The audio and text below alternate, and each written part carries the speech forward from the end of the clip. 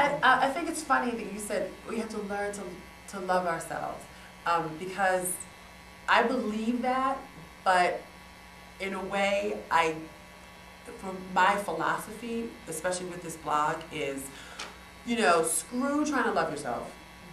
Just get to a point of acceptance and appreciation, because love is hard. Like relationships, they're hard. They go, they have an ebb and a flow. But if you like getting to a point of accepting it, appreciating it, and go like, you know what, this is what it is.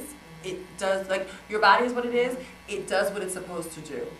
Like, it's healthy. It's only until something goes wrong that you start to realize, whoa. And you didn't appreciate it. Yeah, and I think that's right. But your body's working, honey. And you're beautiful. Yes. And on so many different levels. On so many different levels. And it's small. And it sounds like, oh, well, that's easy to say. And I know, but it really... Yeah, it's not just glib. It's true. But that's my point. Is like, it's even harder to work toward acceptance and appreciation. And that's something that you can actually, I think, can be a stayed thing. Whereas love, you go like, ugh. Yeah. But you go like, you know what? My breasts are my breasts. I'm scared that they're going to kill me one day. But they're there because I could feed my child. They serve their purpose. Do you know what I mean? Like, and it sounds crazy, but sometimes it goes down to like the bare minimum of like, I hate my legs, but you know what? They got me here. And they work. And then as soon as your hip goes, you're like, whoo, Lord, I'll take any shape of leg at this point. It's hard. It's a difficult thing.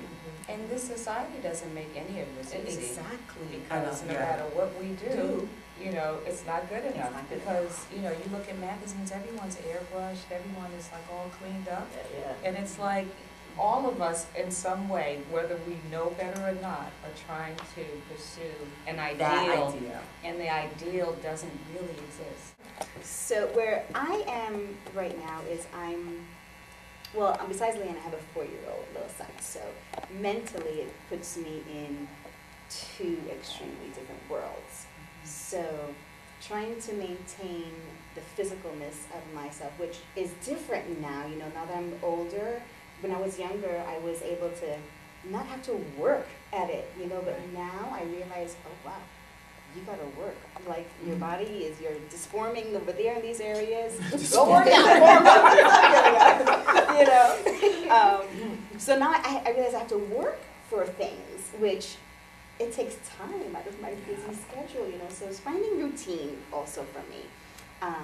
But back to my kids, being in two different worlds, like I try to be fully in the 4-year-old's mentality, fully in a 15-year-old's mentality, fully in my mentality, and it's hard to juggle that. So if I'm not clear mentally, I can't, it's hard for me to find my connection physically, and if I step outside, I feel sometimes not confident because I'm so drained in their world. It's not about me. I'm third now. Right. It's not about mom no more.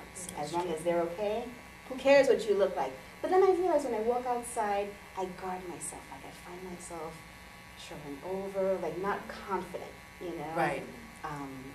That's what I'm trying to find the balance in my life now. Like, being in all of these different worlds and stepping out who I am and showing who I am. So reconnecting. Yes. To who you are before, like initially. Yes. Do you guys have discussions because we just, in the beginning, we said that none of us really had discussions with our parents. And now the world has changed in the way that the information we've gotten about how we should talk to our children and the timeouts and this that didn't exist back in the day. How do you, or have you opened this conversation up with your daughters? Yes. Yes. Yay! So we've changed that. Yes. Yes. And how does that go? Tell me a little bit about how you do that.